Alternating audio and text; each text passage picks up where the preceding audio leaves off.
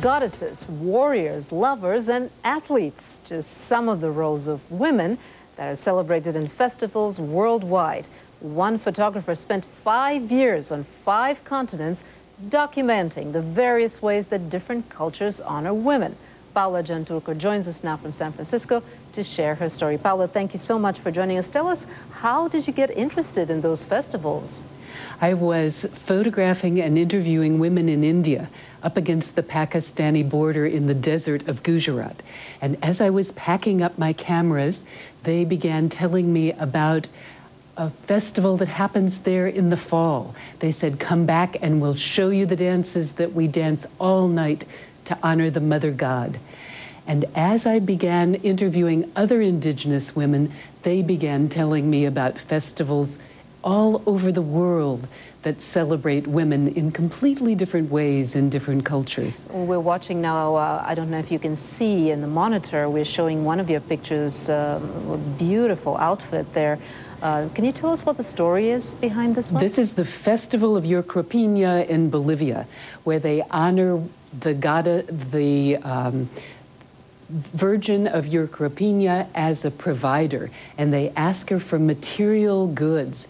So they might, in Bolivia, ask for Tudor houses or trucks or television sets or sewing machines or cell phones. Oh, even cell phones, modern technology. You bet.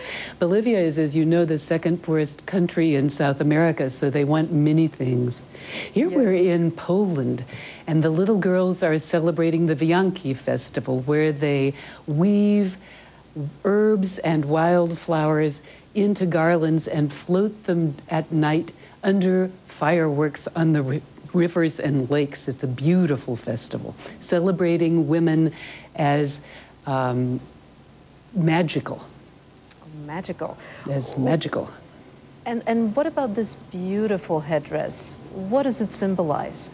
Oh, these are luri feathers that symbolize royalty in the Swazi culture in Swaziland. And this little girl is attending the reed dance, Umhlanga, which celebrates women as virgins. Virginity has been an important value in Swaziland since the 1800s, when the country was unified. So 25,000 virgins dance to honor the Queen Mother and to celebrate their virginity. Here we see what looks like the Miss America pageant. Here is the Miss America pageant, which was completely different from anything I expected. This is Miss America 2002, crowning Miss America 2003, who is Cherokee and African American, who used her $58,000 scholarship to attend Harvard Law School, and who spent her year as Miss America celebrating and working on issues that had to do with violence in the high schools, because she had been a target of bullying and violence in her high school. Speaking of issues, what are your thoughts on what transcends cultures? What issues about women transcend cultures? How are they, what underlies, what is in common? What do they have in common besides the different cultures that they belong to? What unites them as women? Certainly the role as mother unites them, but what impressed me most was how different these celebrations are. They range from the most warrior-like to the most nourishing behaviors, and virtually everything in between, the full range of our human capacity. And it was that was most interesting to me. And we're looking here at a picture that looked like a picture from India. This is a picture from India. It's the celebration of the Durga festival. And I was then in Calcutta. Here in this photograph, I was photographing in Vienna the Rudolfina Redoute, in which women wear masks at a glamorous ball and invite the men to dance with them.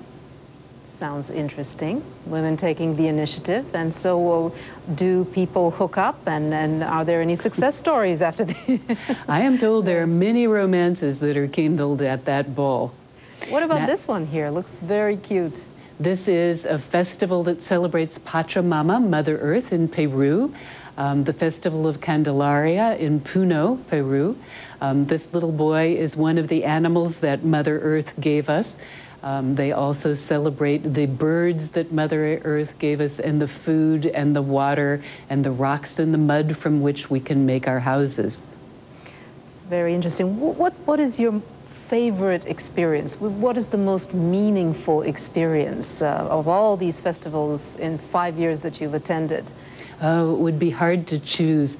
I liked particularly the festivals in India, both the warrior festivals, the festivals that celebrate the warrior goddesses Kali and Durga, but also the festival in the northeastern part of India that celebrates women as powerful. The Nankrem festival of the Khasi tribe in northeastern India, where the women dance completely still, moving forward with their toes. And some people told me when I did the interviews there that the women were collecting their power from the earth. Speaking of empowerment of women, do these festivals help empower women? I think they not only empower women, but they celebrate women's empowerment. I mean, there are so many troubles that women face in every country. My dream about this project is that women will be able to understand each other more completely everywhere, so they can begin to collaborate to work on the problems that face women: poverty, malnutrition, inequality, disease, violence. The list is long. There is much to be done.